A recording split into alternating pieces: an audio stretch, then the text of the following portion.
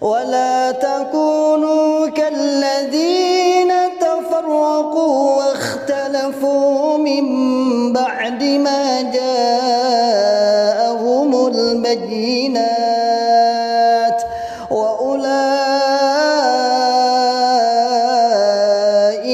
لهم عذاب عظيم. على أشرف الأنبياء والمرسلين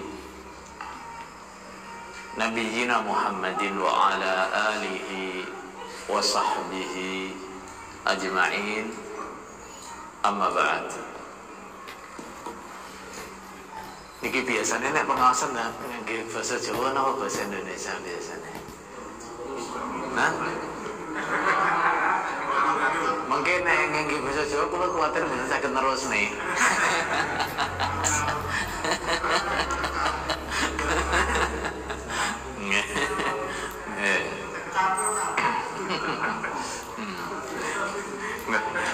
Mendadak engkres nggak ditantang tenan ra iso gitu. Bapak Ibu jamaah mushola apa lagi Masjid Al-Jannah yang apa Meranggen yang saya hormati, alhamdulillah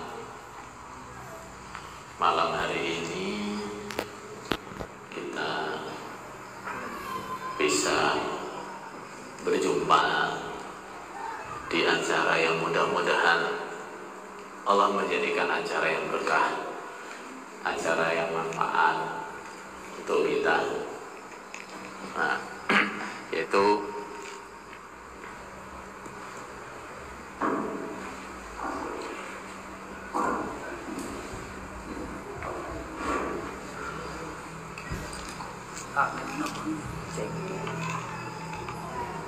kita bisa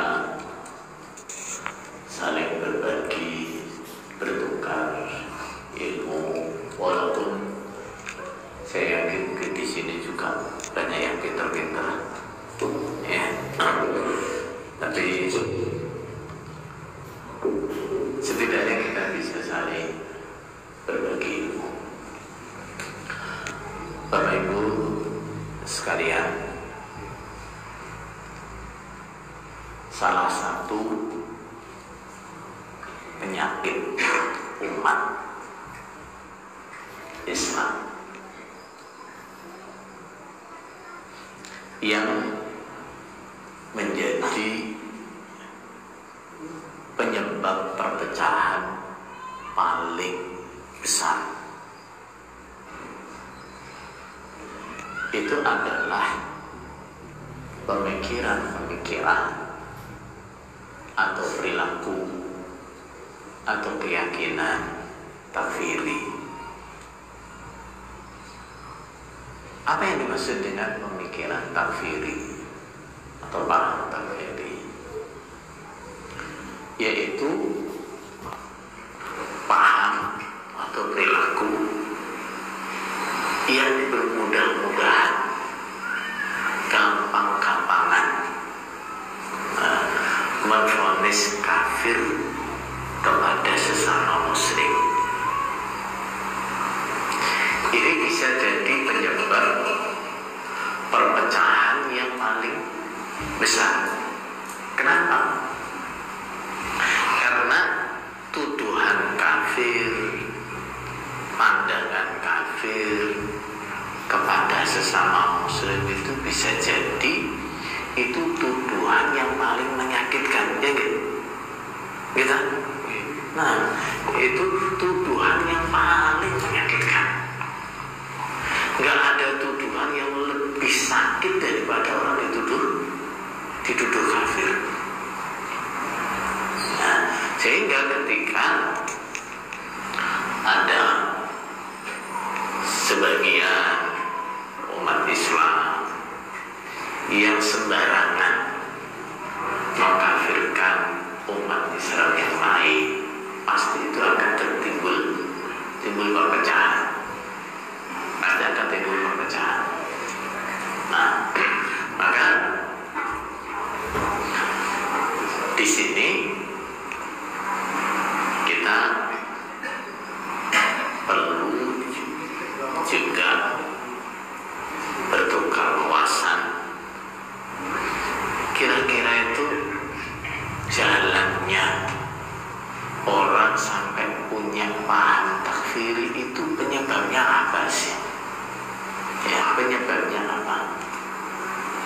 supaya yang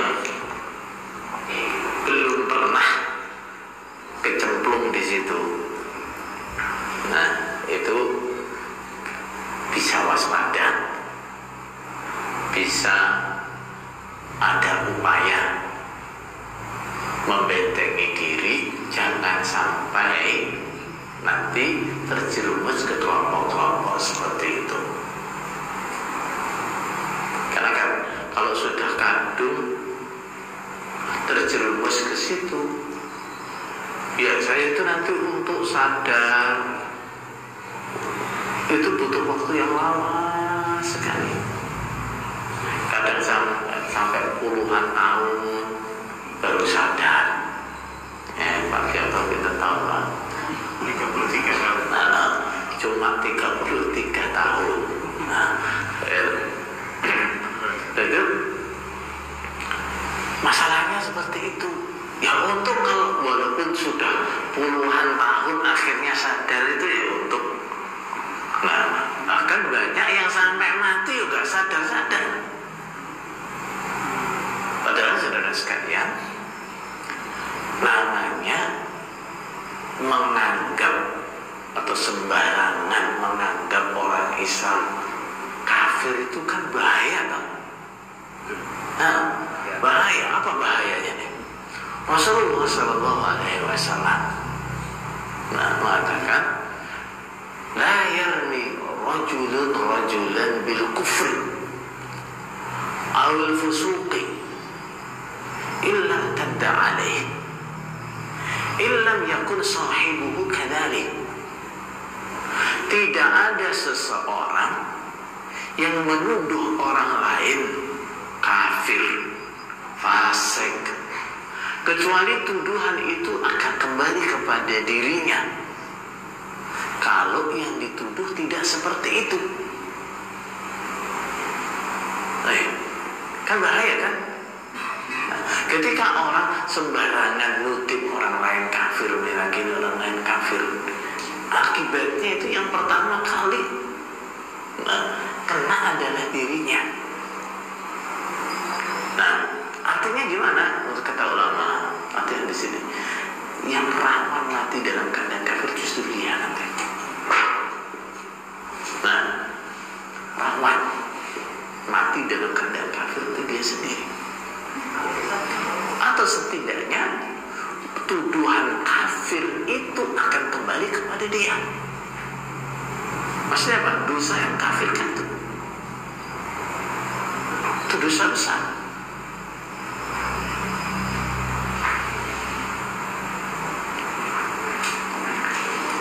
Walladzina yu'tuna al-mu'minina wal mu'minat bighairi maktasabu faqad ihtamalu buhtanan wa ithman mubina. Orang yang menyakiti orang iman dengan kesalahan yang tidak mereka lakukan, orang Islam dikatakan kafir. Gimana? Faqad ihtamalu buhtanan wa ithman mubina. Dia sungguh menanggung dosa yang jelas, dosanya dusta yang jelas. Dusta kan itu dusta. Belum lagi nanti dampak-dampak yang lain. Orang itu kalau sudah dianggap kafir, menganggap orang lain kafir, akhirnya gimana? Dia akan memperlakukan orang Islam seperti memperlakukan orang kafir. Nah, dia akan memperlakukan orang Islam seperti orang kafir. Dan kadang-kadang terus hartanya dianggap halal. Nah, dicurangi dianggap gak apa-apa, kafir. Nah, yang lebih bahaya lagi sampai berani menghalalkan darahnya. Makanya agar kita tidak terjerumus ke sini,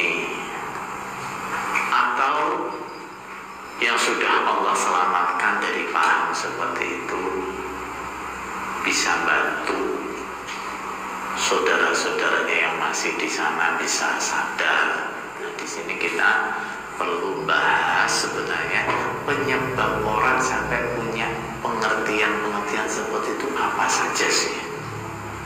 Baik. Penyebab yang pertama itu adalah kebodohan. Nah, kebodohan itu enggak hanya jadi penyebab takfiri. Nah, semua kerusakan, keburukan, kemungkaran, penyebab terbesarnya itu adalah kebodohan. Nah, orang itu kalau bodoh, nah, dia akan gampang keliru, ya kan? Menilai yang baik dinilai jelek, yang jelek dinilai baik, yang salah dianggap benar, yang benar dianggap salah. Kola-kali. Nah, kola-kali. Ya, termasuk ya, dalam hal ini adalah karena kebodohan kita kadang nggak ngerti, kebanyakan yang terjadi kan? Nah, bahwa ayat ini, hadis ini diartikan salah, kita nggak ngerti. Jadinya nggak ngerti. Perasaannya itu diajari Quran, hadis, perasaannya kayak gitu. Nah, tapi penafsirannya disimpangkan karena bodoh. Nggak ngerti. Karena bodoh jadinya nggak ngerti. Nah, jadi kebanyakan saudara-saudara kita yang masih di sana, nah, itu kondisinya ya memang begitu. Mereka itu yakin yang mereka pegang itu adalah Quran dan hadis. Ya, makanya mereka ada kalau dirusui berani mati karena yakin memperjuangkan Quran hadis. Tapi karena kebodohan inilah yang mengakibatkan mereka itu mengerti bahwa Quran hadis yang utarakan, ditunjukkan kepada jenengan itu penafsirannya disimpangkan. Nah, saya sendiri ada pengalaman ya. Sebenarnya dulu waktu belum berangkat ke Mekah, belajar ke Mekah itu, kadang-kadang hati itu yang nggak terima. Masa iya sih? Nah, orang-orang seperti itu ngelihat orang Islam rajin-rajin ibadahnya gitu. Masa orang kayak gitu ya nggak bisa masuk surga? Masa orang kayak gitu ya kafir? Nah, hati itu kadang-kadang ya nggak bisa terima. Tapi mentoknya di mana mentoknya? Lah gimana lagi dalilnya gitu? Kita kan mentoknya gitu kan? Nah, lah gimana dalilnya begitu? Nah, makanya begitu saya belajar ke Mekah, nah, yang terkonfirmasi terlebih dahulu ini ki, oh ternyata ngartikan dalilnya salah, gitu. Nah, karena biasanya itu namanya Islam itu ajarannya itu sejalan dengan fitrah, gitu. Nah, sehingga orang itu kalau diajari hal yang menyimpang dari Islam biasanya di awal fitrahnya itu brutal, nggak bisa terima, fitrahnya nggak bisa terima. Nah, tapi kalau terus diyakinkan ini sesuai dengan keislaman, ini sesuai dengan Quran hadis, terus begitu akhirnya percaya. Nah, jadi kondisinya sama kan. Nah, bapak-bapak, ibu-ibu yang ada di sini yang pernah kesana dulu kan juga sama kan kondisinya begitu kan. Nah, bisa jadi sebenarnya juga mengingkari masa iya sih saliannya dewe kafir. Nah, tapi karena faktanya di situ demikian, ini loh dalilnya, ini loh ayat Qurannya, ini loh hadisnya, akhirnya tunduk mandok-mandok. Nah, ternyata masalahnya di mana?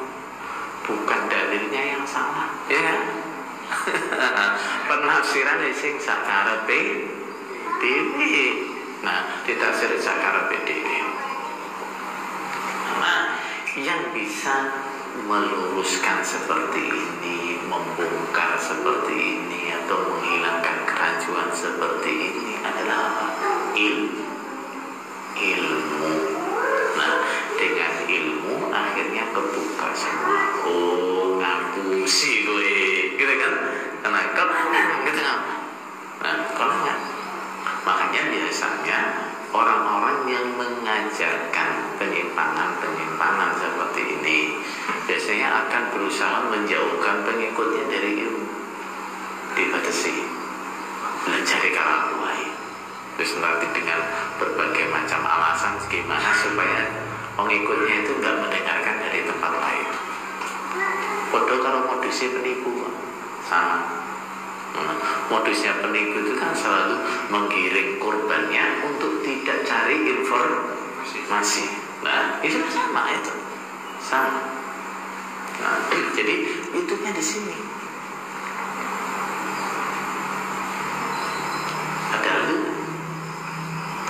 begitu kita mikir sebentar, sedikit, kejadian sedikit, mau dengar itu, iya. Ternyata ya cuma istilahnya penyimpangannya itu oleh ngenggok ini kerjanya juga kelihatan banget salahnya gitu kan. Tapi karena bodoh gitu, jadi karena bodoh ya manut aja. Nah, coba ayat yang biasanya dibawakan gimana? Yaumana da'u kulla unasin bi imamihim. Nah, pada hari kiamat saya akan panggil semua manusia bersama dengan imamnya. Ya. Terus akhirnya dia makan. Loh, kalau sampai gak punya imam nanti di hari kiamat mau datang sama siapa? Nah, baik lagi berarti kalau kita gak punya imam, amalan kita dihisap aja enggak? Buru-buru diterima, dihisap aja enggak?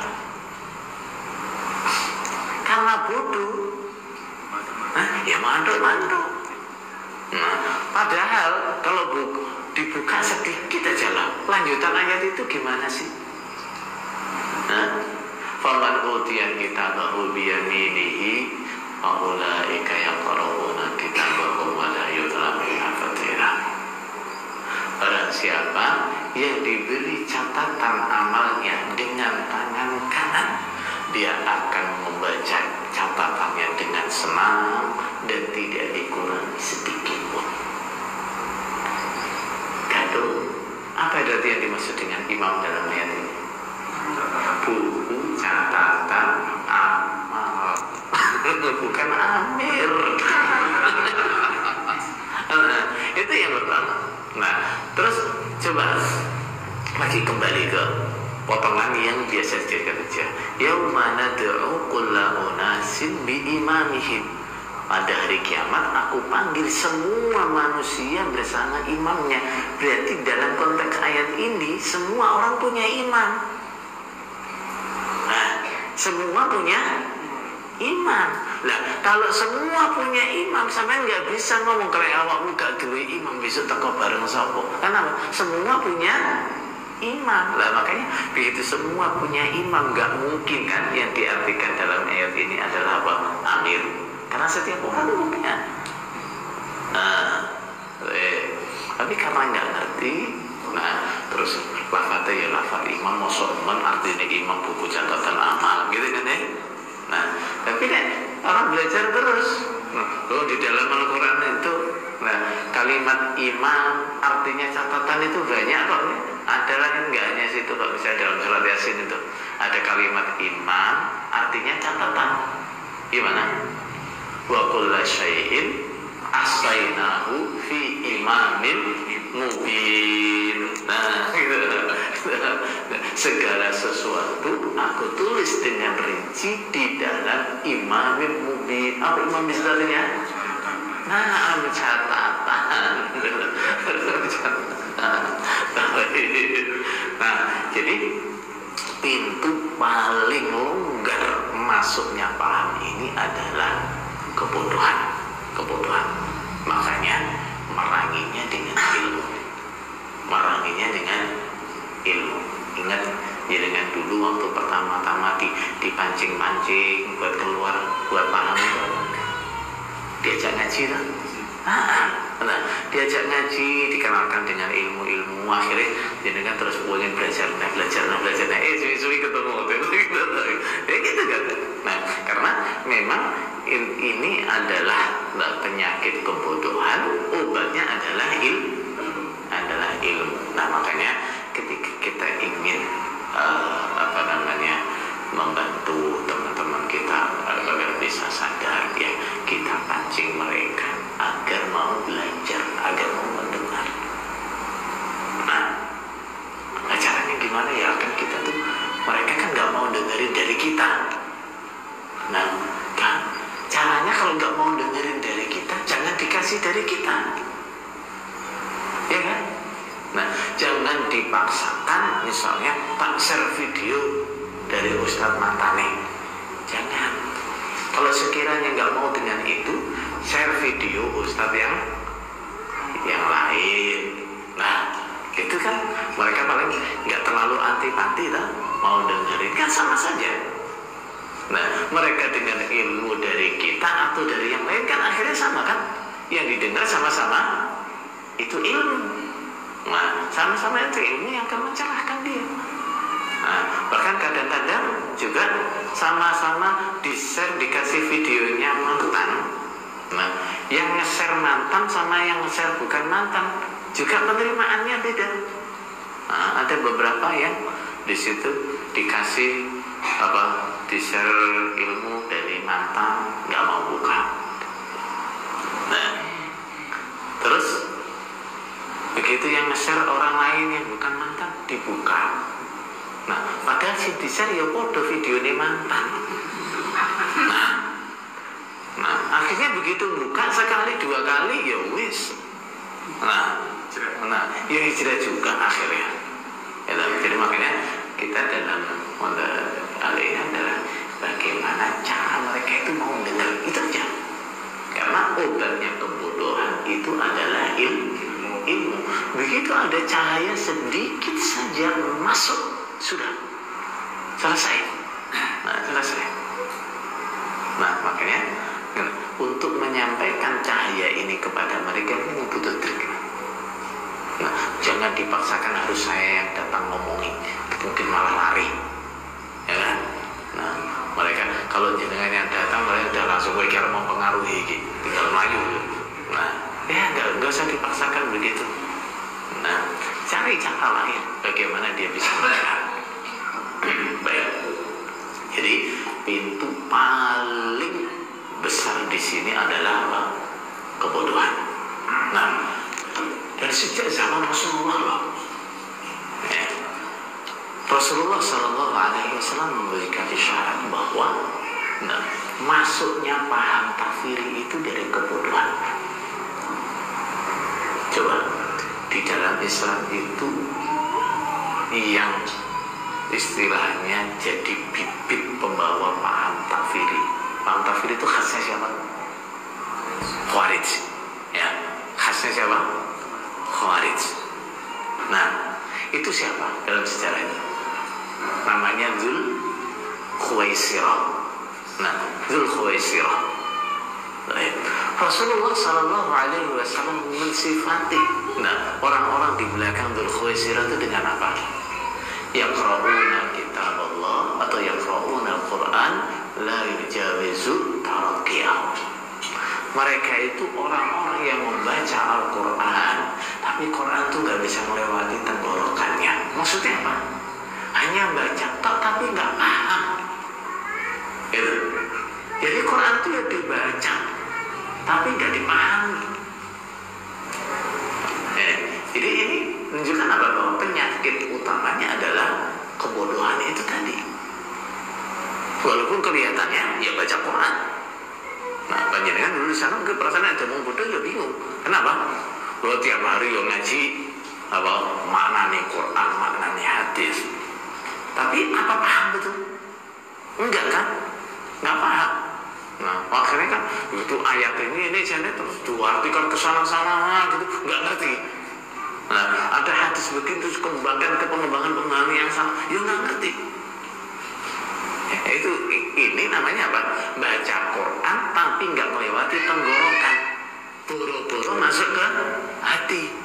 Nah, makanya kalau dilihat kita setiap hari ngajinya ngaji Quran, hadis, tapi perilakunya jauh. Ya, jadi jangankan masuk hati, masuk tenggorokan itu enggak.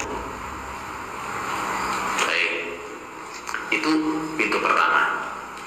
Pintu yang kedua adalah hawa nafsu. Nah, hawa nafsu ini biasanya, yang jadi penyebab sebagian orang yang sebenarnya ngerti dia itu salah, tapi dia terus nekat. Nah, ya di sana ada, tapi itu sebagian kecil. Tapi ini kan yang akhirnya mempengaruhi yang lain. Nah, sebagian kecil dari mereka itu sebenarnya ngerti yang tak ajarkan itu salah, itu yang ngerti, paham. Nah, tapi hawa nafsunya mendorong dia untuk terus mengajarkan itu. Kenapa? Nah, karena mungkin kalau yang mendapat keuntungan secara ekonomi, nah ini mungkin sampai aku dipecat atau apa, rugi gede gitu kan. Atau yang merasa nyaman dengan kedudukannya walaupun gak enak keuntungan ekonominya, ya kadang-kadang juga nekat juga nekat. Nah, jadi tapi faktor ini mengikuti hawa nafsu itu, nah itu kejadiannya tidak sebanyak mana tadi penyebab kebodohan. Nah, jadi teman-teman kita di sana itu istilahnya perbandingan yang ini sebenarnya tahu salah, nekat ditetepi, dengan yang masih merasa benar, nggak ngerti kalau itu salah. Perbandingannya lebih banyak yang mayoritas itu nggak ngerti kalau itu salah, nggak yakin kalau ini yang benar. Nah, biasanya yang ngerti kalau itu salah itu ya tokoh-tokohnya, yang posisinya agak enak, ada ustadz-ustadznya yang posisinya enak. Nah, itu biasanya berani nekat. Nah ini, cuma masalahnya adalah apa? Nah, hawa nafsu segelintir orang ini loh yang kemudian menyesatkan orang-orang banyak yang masih bodoh. Nah, itu. Nah, jadi yang bodoh itu sebenarnya kalau dilihat dari sisi masalah hawa nafsu tadi, dia juga jadi korban hawa nafsunya yang lain, gitu. Dia jadi korban hawa nafsunya yang lain. Nah, jadi kalau sering kita dengar bahwa orang itu kalau mau benar syaratnya ada berapa? Ada 2. Orang itu kalau mau benar syaratnya ada 2. Yang pertama apa? Yang pertama adalah ada ilmu yang benar. Ilmunya benar, ya. Nah, ilmunya benar. Orang walaupun pengen benar, tapi kalau ilmunya nggak benar, jadi benar apa enggak? Enggak. Insya Allah dulu kita waktu di sana itu ya semuanya pengennya cari kebenaran, kan? Nah, gitu. Tujuannya tuh nutupi Quran hadis, nutupi kebenaran. Tapi karena ilmunya salah, akhirnya jadinya salah. Nah, jadinya salah. Yang kedua, kalau pengen benar syaratnya apa? Punya tujuan yang benar. Ya, punya tujuan yang benar. Jadi kalau ilmunya benar, tujuannya benar, jadinya benar. Nah, ilmunya benar, tujuannya nggak benar, ya nggak benar. Nah, tujuannya benar, ilmunya nggak benar, ya nggak benar, gitu kan? Nah, nggak benar.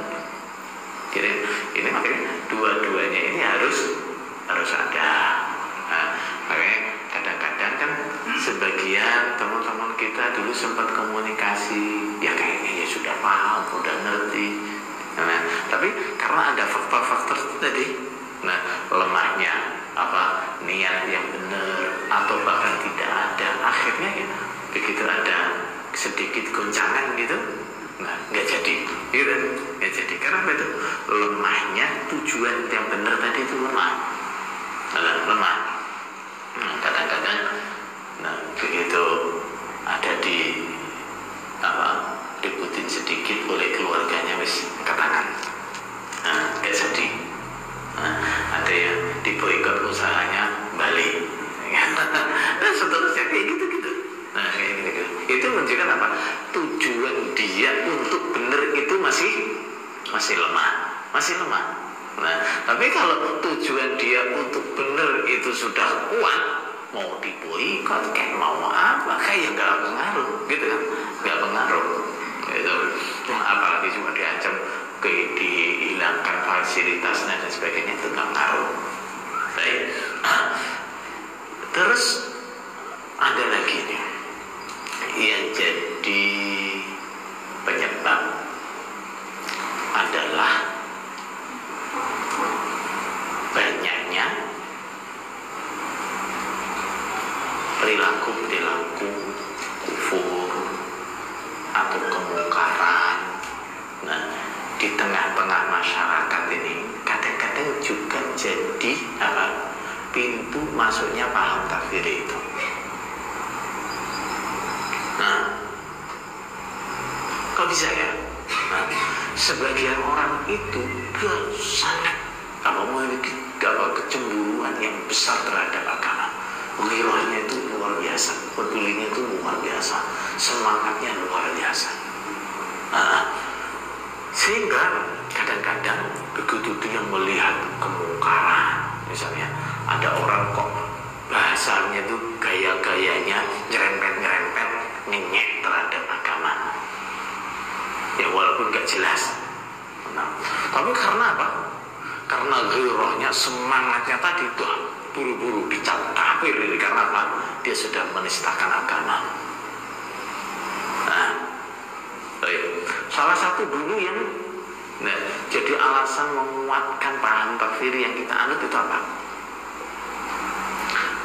Banyaknya perilaku kebiasaan bid'ah di lingkungan kita, ya enggak?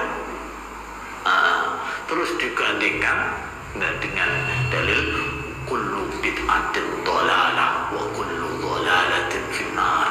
Nah, semua bid'ah itu sesat dan semua yang sesat itu di neraka. Kalimat neraka nih dipadani kalau kafir. Akhirnya semua yang melakukan bid'ah di kafir nih kafir.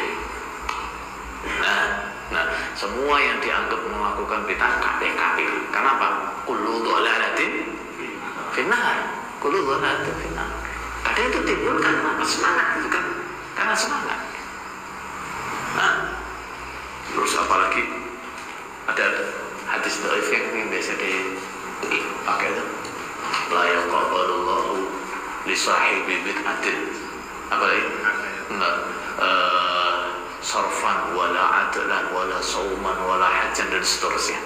Allah nggak akan menerima ibadahnya ahli bid'ah, baik itu ibadah wajibnya, ibadah sunnahnya, ibadah hajinya, ibadah puasnya, kuwabe gak diterima. Berarti kafir kan ibu? Nah, berarti kafir kan?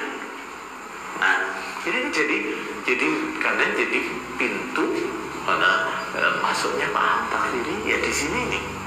Nah, kalau di kita memang masuknya bukan dari sini, tapi ini jadi penguat, ya kan? Ini jadi penguat.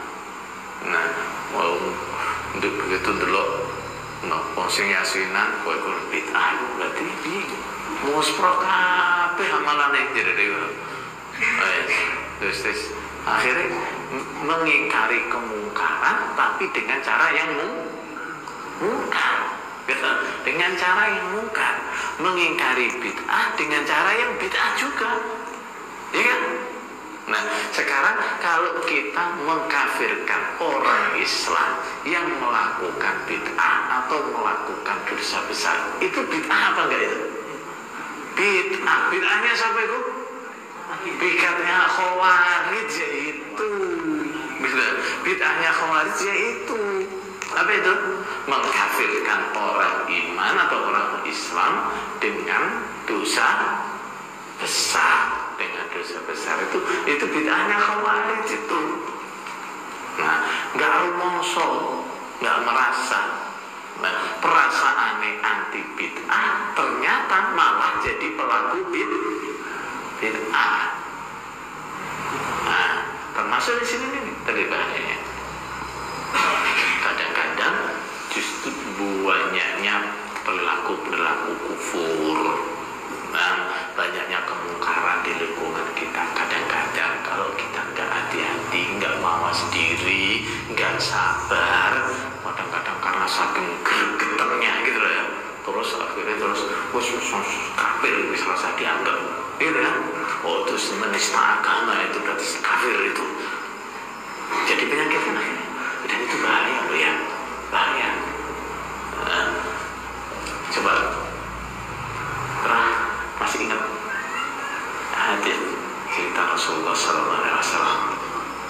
Dulu zaman Bani Israel, kata Rasulullah, ada 2 orang laki-laki bersaudara.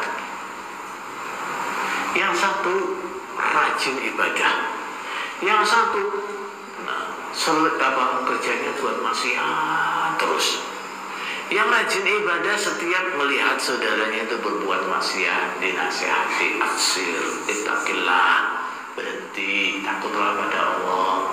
Nah, suatu saat karena bolak-balik diingetin, yang diingetin mangkal. Nah, merasa risih kan? Nah, apa namanya kalau orang sini bilangnya apa? Hah? Bukan. Nah, cerewet temen gitu ya. Cerewet temen. Nah, akhirnya dia bilang apa? Nah, apakah Allah menugaskanmu untuk mengawasi aku? Udah biarin saya begini. Dia dijawab gitu emosi. Wah, ini orang gak nerima nasihat ini gitu. Akhirnya dia sumpah apa? Wallah la yaghfirullah lak. Demi Allah, Allah gak akan memaafkan. Itu sama dengan memvonis apa itu? Memvonis kafir kan? Orang divonis gak akan diampuni oleh Allah itu berarti divonis kafir. Ternyata kata Rasulullah, begitu keduanya sama-sama sudah mati, nah Allah mendatangkan yang memvonis tadi. Allah tanya, siapa yang pernah bersumpah bahwa aku tidak akan mengampuni hambaku, masukkan dia ke neraka. Justru yang ahli maksiat ini dengan dalam kejadian ini oleh Allah diampuni dosanya.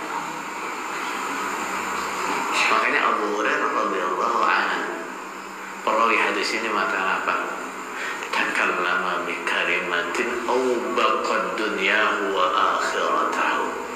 Dia berbicara satu kalimat yang merusak dunia dan akhiratnya. Jadi hati-hati. Nah, apalagi akhir-akhir ini ya dengan apa namanya gampangnya orang mengakses medsos atau berbagi apa saja di medsos, banyak sekali. Nah, di situ omongan-omongan, perilaku yang kayaknya itu kayak ada sengaja memancing orang-orang yang semangat gitu untuk melawan gitu loh. Nah, itu kalau kita nggak hati-hati nanti dimainin, terus akhirnya kita bisa terjerumus pada perilaku kafir itu. Oke, baik. Kemudian ada juga sebagian sebab adalah banyaknya orang-orang yang berfatwa tanpa dasar ilmu, atau orang-orang yang mengustadkan dirinya padahal dia tidak mumpuni secara ilmu. Akhirnya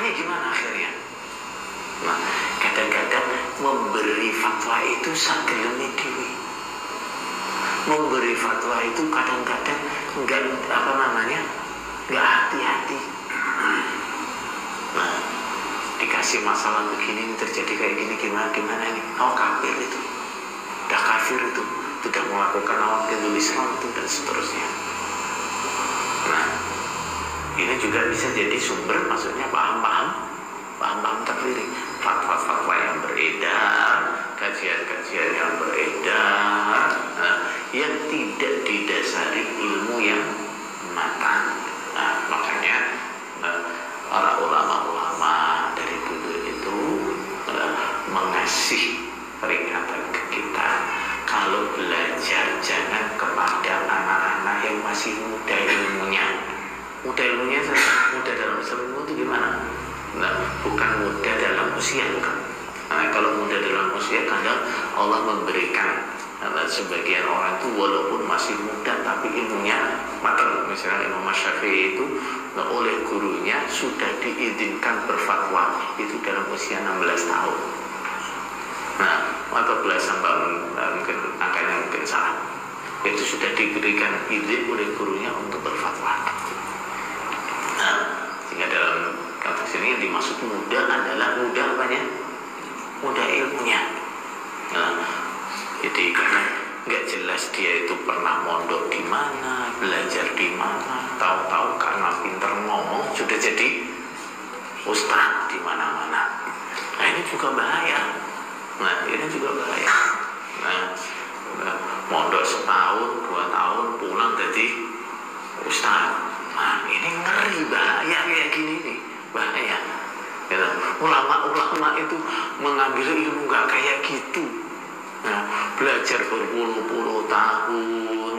Nah, itu baru kemudian dapat rekomendasi dari gurunya, silakan kamu ngajar, baru berangkat ngajar.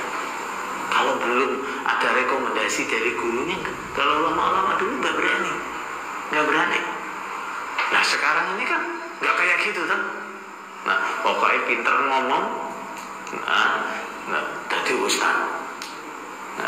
Enggak diketahui mondok di mana, ikut audisi daiyah gitu. Dia juaranya jadi ustaz. Nah, yang seperti ini bahaya. Ilmu itu harus diambil dari siapa? Orang-orang yang memang betul-betul matang ilmunya. Gitu. Kalau enggak itu lebih bahaya seperti itu. Udah selesai jawabannya. Oke. Tapi ini sebab yang paling banyak. Ya, masih ada sebab-sebab lain. Nah, tapi yang paling utama ya ini. Makanya dari sekalian kita penting di sini untuk terus belajar, dan mendorong teman-teman kita, saudara-saudara kita, siapa saja diajak untuk belajar yang benar. Nah, sehingga menetapi agama itu nggak hanya yang penting semangat, nggak, yang penting di situ kuyup dan seterusnya, nggak, harus betul-betul didasari ilmu. Nah, jangan sampai nanti waduh semangat gedor ternyata salah. Nah, yang sudah terjadi dijadikan sebagai pelajaran, jangan sampai terjatuh kedua kalinya. Ya, insya Allah kita selesaikan dulu untuk sesi ini. Kita mungkin nanti ada lagi setelah isya. Subhanakallahumma bihamdika asyhadu an la ilaha illa anta astaghfiruka wa atubu ilaik. Wassalamualaikum warahmatullahi wabarakatuh. ولا تكونوا كالذين تفرقوا واختلفوا من بعد ما جاءهم البينات وأولئك لهم عذاب عظيم.